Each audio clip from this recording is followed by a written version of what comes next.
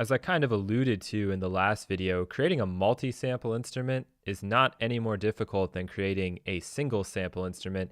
Sometimes the reasoning is just a little bit different. So one reason you might want to create a multi-sampled instrument is really for the sake of convenience, but also still playability. So if you have a loop going and you're wanting to add in a special effect, it's very difficult to preview a lot of special effects quickly in real time to figure out what it is you want. And so one of the easiest ways to do that is to make a multi-sampled instrument. And to do that, I'm just going to right click, choose create new multi-sample. And now I'm just going to pick a few of these. So all of these definitely would work just fine. And so I just select them all. I bring them in. And now I need to make sure that I drag all the way up, because by default in this sampler, which may not be true for your sampler, it's going to key track these. So at the very least, if it just goes on one note, it will key track it, but it will be, basically just the raw file. For example, this first one is key tracked to C3. The second one is key tracked to C#3, etc. And I really don't have to do anything else besides this unless I want to make sure that it's going to play the full sample with just one click. So this is all set up to go. I just need to find C3. There it is. And if we wanted to get really fancy, we could even turn reverse on. And if I bring it right up, something like that, right?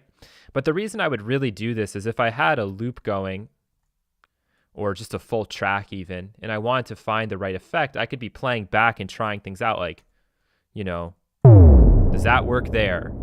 Does that work better here? Does that work cool there?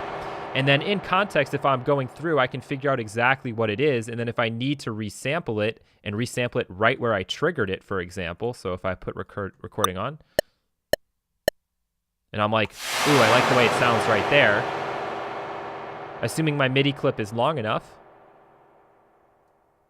I can take it, I can bounce it, and I now have it on its own audio track. And if I had multiple effects going, I could do the same thing, and I could just split them out and put it on different audio tracks and then do my mixing accordingly or add special effects, etc. So this is a very basic usage of the multi-sampled instrument, kind of like just previewing one-shots.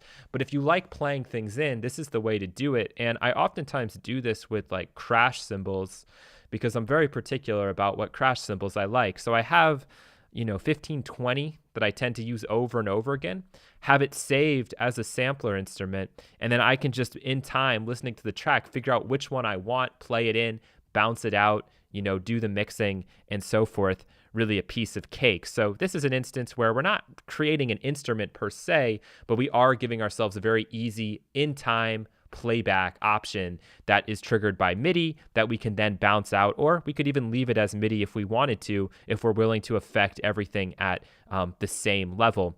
Just one thing also worth pointing out, if you have a DAW that does this, you can always group this into a group instrument layer.